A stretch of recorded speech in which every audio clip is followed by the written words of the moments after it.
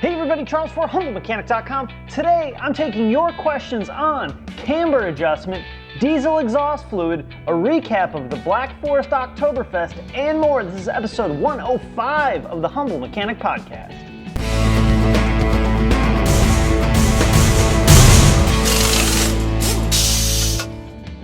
Okay, we are back in action. Remember, if you want to get a question on a show like this, email me, charles@humblemechanic.com, and put question for Charles in the subject. Also, you guys have been doing a great job asking your question, mashing the enter button a couple times, then giving me more information that helps me really get the question down so that I can answer it on the show. All right, before we get into the show, let's talk about the sponsor of the day, which is CRP Automotive. CRP deals in OE quality maintenance and repair parts. They have everything from timing belt kits to suspension components and even fluid. In fact, they make the DSG fluid for Volkswagen and Audi DSG transmissions. So check them out at crpautomotive.com. All right, so first up, a recap of the Black Forest Oktoberfest in Cary, North Carolina. This is a really great show. Selfishly, because it's super local to me, I was able to drive the cabbie up there, which is awesome. You know, I've only put like 60 miles total on it in the last year. So it was a great day, beautiful weather, an awesome day to get the convertible out and drive it up there. Unfortunately, I was having some battery issues, which luckily I kept the jump box in the trunk for that exact reason. But other than that, it did great. You know, it's kind of a stressful car to drive because I'm always paranoid something's gonna break and leave me stranded. So for those of you that aren't technicians and aren't mechanics and don't know how to fix your own car, and you're driving a car that's kind of sketchy, I totally get it. I totally know how you feel. And believe me, it's nerve-wracking as hell. So I'm with you. I feel for you. You know, I brought all my camera equipment, the camera that you guys are watching me on right now, my backup camera, a couple of GoPros, with the intent of taking a lot of pictures and videos. And I took some video, but when I got there, like the second I got there, something really awesome happened. And that was getting to meet so many of you guys. It was incredible how many of you guys actually came up to me and said, hey, said that you liked the show.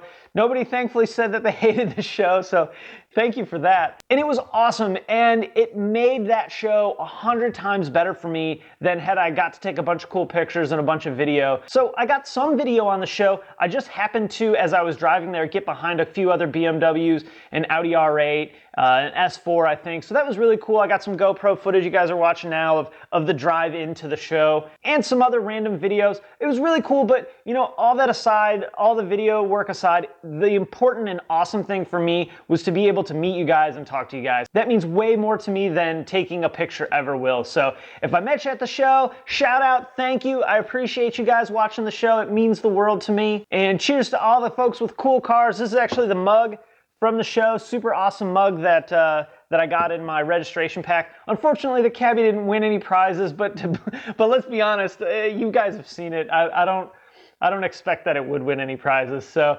either way, it was an awesome show. Great job, Black Forest, and all the other sponsors, everybody that was there. Hopefully I'll see you guys there next year. First one comes from James. I value your input regarding modifications. I'm looking to do some stage 1 modifications to my car. Any pros and cons or concerns you may have? All right, James, very good question. You know, we look at modifying our car, and for me, it's the first thing I do. I get a car, and then I immediately see all the really cool stuff that I could do to it. When we're looking at just a stage 1 modification, generally we're talking software only. We may be talking software and intake and exhaust. It depends on what manufacturer you're going with. With stage 1, there's not a ton of concern because it's like just the step up from factory. But I will tell you, no matter what, whether you're putting an intake on or whether you're doing a full-blown build of modifications, there's always concern about reliability no matter what company you go with. Heck, even manufacturers have reliability issues with software, which is why you see ECM, TCM, body control module updates continually coming out. And it's not just Volkswagen, it's across the manufacturing board. So, you know, they'll produce a program in an ECM and it'll be fine. And then it starts to see certain parameters that never were duplicated during the experimentation process. So they have to go back in and update it. And the same is really for aftermarket software as well. So would I be concerned? A little bit. I would make sure that I'm working with a company that has a well-known reputation for being incredibly reliable, and one that has a reputation for, if you have a problem with the tune, they're there to help you, they're there for support, and they can help you if you run into an issue. I know I've talked about it a bunch. I think modifying cars is very awesome. Obviously, you guys Saw the Cabby and the GTI, you know, at some point. I like when people do it. Again, just do some research, make sure that the company you're dealing with is reliable, is gonna be there. Pick up the phone and call them and ask them what happens if you have an issue with the tune in a year and see what they say. Ask them about updates if they find a problem, just like the manufacturer would update the software if they do that as well. So awesome question, James. With stage 1, I'm the least concerned. If you were saying you're doing a full stage 3 build, then, you know, reliability and things like that really come into play. But with stage 1, I'd say you're good to go. All right, next comes from Eric. I have a question concerning the rear suspension on my 2006 GTI. My rear camber is overly negative. Remember that negative camber is the tops of the wheels facing into the vehicle, and this is causing my tires to wear super quick on the inside edge. I guess my question comes in 2 parts. 1, what could be the cause of this? 2, is the rear camber adjustable on the Mark V GTI? Said he's got some different answers from folks on the old internet forums, and the tech at his local dealership said that it's not directly adjustable, and the camber is usually adjusted via toe on this vehicle. All right, so we have a Mark V. It is adjustable. There are 2 different adjustments on each corner of the back of your GTI. There's a toe adjustment and a camber adjustment. The toe adjustment is lower on the arm that connects the bottom of the knuckle to the subframe. And then there's another link up high where the camber adjustment is. Now, there's not a ton of camber adjustment on that GTI. It is an eccentric bolt. You loosen the nut, rotate the bolt around, and that'll give you, you know, a little bit of movement of the wheel. Not nearly this much. You won't see that much. So you want to look at what else is going on. Is the vehicle lowered? Has the suspension been modified in any way? Measure your ride height. Make sure your ride height is correct, left to right, front to back. Any number of bent suspension components could cause a camber wear issue. But first, man, I would take it to somewhere that knows how to do alignments on that car and have it aligned. You know, are we talking inner wear of this much of the tread or just that much of the tread? We also want to look at what kind of tires we have. It seems that certain brands of tires tend to wear inner edges a little bit more dramatically than other brands of tires. So we want to look at the quality of tires that we're using as well. But first and foremost, to answer your question, when it comes to suspension wear and tire wear, we have to look at the entire big picture. The first thing I like to do is a visual inspection. So you get down and you look at the back corner of the car, you look at it from directly facing the wheel, come to the front, look down the front, look at the front wheel, look at the back wheel, and see if you see anything. I mean, if you look and you see that your tires are leaning in like one of those ridiculous camber modified cars, you got something bent. An alignment's not going to take care of that. So the next step would be to get the wheel off and do a visual inspection. What I like to do is I like to take both wheels off and compare left to right, because these components could be slightly bent, slightly tweaked, and you may not actually see it until you compare it to the other side. Another good thing to do is have the car all the way on the ground, obviously wheels on, fully loaded, and look, because sometimes it's the way it's sitting. Something's tweaked and you see it while it's on the ground versus when it's up in the air. So do your visual inspection first, get it aligned, see if you can get the camber into spec, because like I said, there is a camber adjustment on that car. And then if you can't get it in spec, you know, all right, we got something going on. We also want to look at, is it both sides in the back or is it just one side? If it's one corner, it's usually easier to determine what's bent than if both sides are cambered way in. Also, look at what you have in the trunk. Are you hauling around 500 pounds of cinder blocks in the back of your GTI, you know, dragging the back end down? That's something you want to take into consideration as well. So yes, there is a camber adjustment, and a ton of stuff can cause your camber to be out. We need to look at the overall picture. So awesome question, Eric. And hey, once you get that straightened out, post it in the comments on what you find and let us all know. All right, next one comes from Nate. You know, we have a lot of questions about modifying cars, and this is awesome. I love this question, Nate. So I have a question about doing a drivetrain swap to my current Mark III 2.0 front-wheel drive Jetta to make her a VR6 turbo all-wheel drive Jetta. Nate, awesome. I love it. I know it's going to take a lot of time and money, and it's going to be a full teardown. I had an Audi A4 Quattro overseas the last 3 years. I want to have that same feeling with my Jetta because I always wanted it. But if it's not worth it, then I'm going to have to do another build. But in the end, I'm always wrestling with that idea. Thanks and have a great day. All right, Nate. Awesome idea. So from what I understand, probably the best way to do this is to find a Mark III generation car that was all-wheel drive and import it for parts. Really doing any conversion from front-wheel drive to all-wheel drive is going to take a lot of fabrication work. It's going to take like new floor pans or a new back end. I know what a lot of guys do is they'll buy a wrecked, like let's say you're doing a GTI or a Jetta, they'll buy a wrecked car and take the back end off of it from, you know, just where underneath where the back seats are back. You're going to need all those parts. You're going to need the gas tank, the drive shaft, the rear diff, all the suspension components. You're going to need a floor pan that can support that extra weight and that extra torque. So it is in fact no small task. It is expensive and it is freaking awesome. I love it. I love this idea. I hope that you do it. I'm sure if you hopped on Vortex, there's plenty of guys that have either done it or tried to do it or started it and gave up. With project cars, things like that always happen. So I love the idea, man. I don't think it's an easy swap. It's not for the lighthearted. This is a professional grade, a professional level swap. So if you don't have all the time, all the commitment, all the tools, and let's face it, all the money to do this, to either do it yourself or pay someone, it's probably going to be cheaper to buy an A4 or buy an R32 or something like that. But I think wanting to do it in your Jetta is awesome. I don't think there's any DIYs or anything out there on how to do this because there is so much fabrication involved. But I love the idea, man.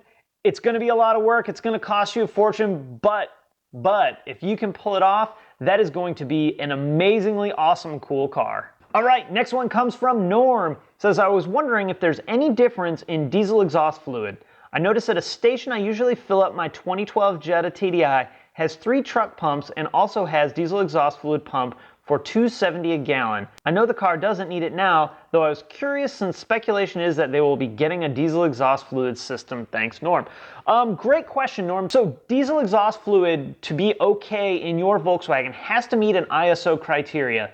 22241 is the criteria that it needs to meet. And if you want to read more about that, go to iso.org and type in 22241 and it'll give you a list of all the stuff, what that actually means, the tests that the diesel exhaust fluid goes through, all the percentages of all the junk that they put inside of it. It's mostly urea, and I got the list up here. There's a ton of stuff: phosphate, calcium, iron, copper, zinc, nickel, aluminum. Sounds like some nasty stuff, and based on the way it smells, I'm not surprised. So as long as that DEF, diesel exhaust fluid, or AdBlue as we call it in the Volkswagen world, meets that criteria, 22241, you should be good to go. It doesn't look, based on my research, that there's really a ton of difference in this range of exhaust fluid. It's not like there's, you know, mid-grade and really crappy and super awesome like we have with fuel and oil. It just looks like this is what it is, and as long as it meets that criteria that I mentioned, you should be good to go. And that $2.70 a gallon is way cheaper than you're going to be able to buy it by the bottle. I will say, if we go down that road of adding a diesel exhaust fluid system, you're probably going to want to get a funnel or something. You know, who knows where the filler neck is going to be. They did a really great job with the Golf making the filler neck on the outside of the vehicle, so you don't have to worry about spilling AdBlue and filling your trunk up or your spare tire well up with diesel exhaust fluid, because that stuff is pretty nasty. So hey, if there's any of you guys that are using this stuff out of the truck stop, the nozzle, let us know in the comments section and let us know if you've had any issues with it. So awesome question, Norm, thanks, and we'll see about the diesel exhaust fluid getting added to your Jetta. All right, next one comes from Paul. It says, so I'm looking to buy a used under 40,000 mile Volkswagen CC with the DSG. I'm wondering if there's certain issues to look out for with this model. I saw your videos on the CC trunk wiring harness, dual mass flywheel, and rear main seal failures, but I thought you might have some further insight to share. One model in the R-Line trim that I'm considering has an aftermarket APR intake. Is this something you'd recommend avoiding? Thanks in advance. I don't know that I would recommend avoiding buying a car with an aftermarket intake. I've seen like the most normal, safe, not nuts people put an intake on their car. I would put an intake on my car, and I don't beat the hell out of my cars. I've also seen a lot of cars with intakes on them that have had the crap beat out of them. So you need to take the overall vehicle into consideration. If it has an APR intake, Paul, I would call APR and see if it's also been tuned. Still really wouldn't shy away from buying a tuned car. I would just want to make sure that I knew. You pretty much hit the main failures of CCs. I would add the intake manifold and leaking water pumps onto those things you mentioned as well. And really, other than the trunk harness, those issues that you mentioned are kind of universal on all the cars with the 2-liter turbo DSG. So there's nothing specific about the CC that I would shy away from. In fact, I think the CC has been one of the best launches that we've had in the 12 some odd years that I worked for Volkswagen. So I love it, man. Like I tell everybody whenever they ask me about buying a used car, pay the $100, take it to the dealership, take it to a Volkswagen Audi shop, someone that knows the CC inside and out, and have them do a once-over, have them look over the entire car, run faults, check air conditioning, all that kind of stuff to make sure that you're buying a car that is worth the money that you're paying for it. I would also run a Carfax, even though it's not 100%, it's not foolproof. It could give you some information that would lead you to not buy the vehicle, but it's not the only thing you need to do.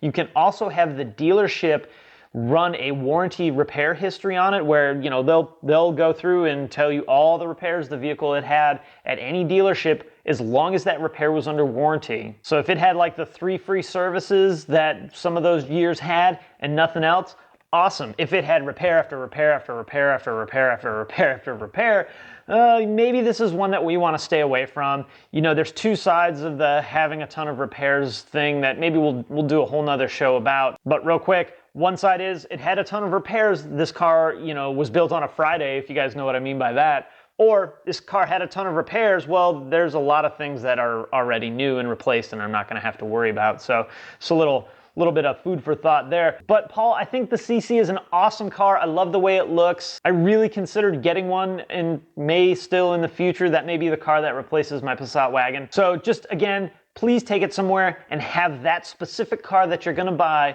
looked over very, very well. All right, I got time for one more and then we're gonna wrap it up. This one comes from Jordan. Jordan says, I was wondering what boots or shoes you would recommend for a mechanic to be comfortable in while meeting safety standards. Which brands do you buy and which ones do you avoid and why? Jordan, that's an awesome question. And I'll be honest, probably not one that you want to ask me. Let me just get it out of the way. I hate wearing shoes. In fact, you know, I built the Cabby here. I don't think I wore shoes the entire time I did any of the work on it. That's from wheel swap to suspension work to engine install. I'm a sandals guy. I'm wearing sandals right now. I wear them as long as I possibly can throughout the year. Obviously at work, I can't do that. So what I do at work is I wear New Balance tennis shoes. I know they're not the safest. They're not steel toe. They don't meet OSHA requirements. Luckily, my dealership does not require us to wear a certain type of shoe. We're kind of on our own as far as safety goes. I've went through a ton of shoes in my career. I've bought $20 steel toe shoes from Walmart. They were fine.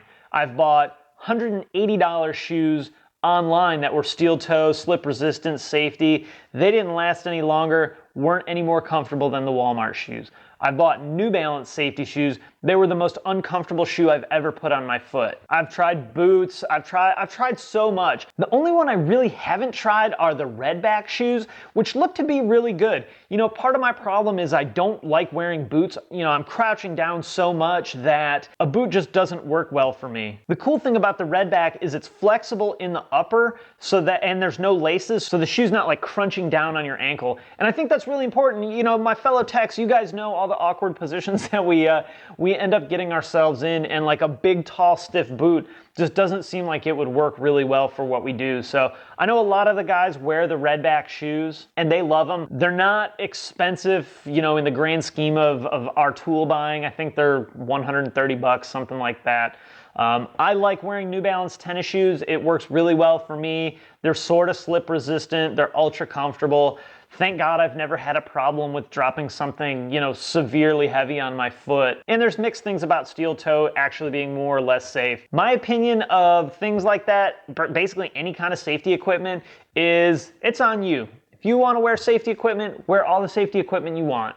If you don't want to wear safety equipment, it's your eyeballs, it's your skin, it's your feet, it's your face, it's your hands. It's up to you. I wear gloves all the time. I wear safety glasses sometimes. I wear safety shoes never. Knock on wood, hope to God I don't hurt myself now that I've said all this on the show. I know most of the guys at the shop too just wear regular tennis shoes, and it works really well for us. So it depends on your shop. If your shop requires that you wear a safety shoe, I would say give these Redbacks a try.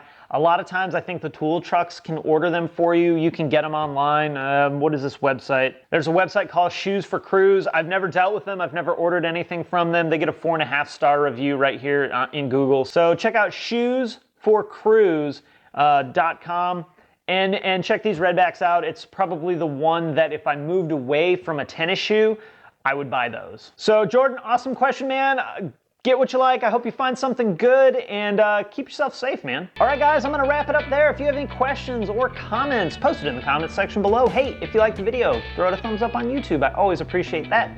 You can also subscribe on YouTube or on the blog at humblemechanic.com. Remember, when you subscribe, that means you never miss anything that I post.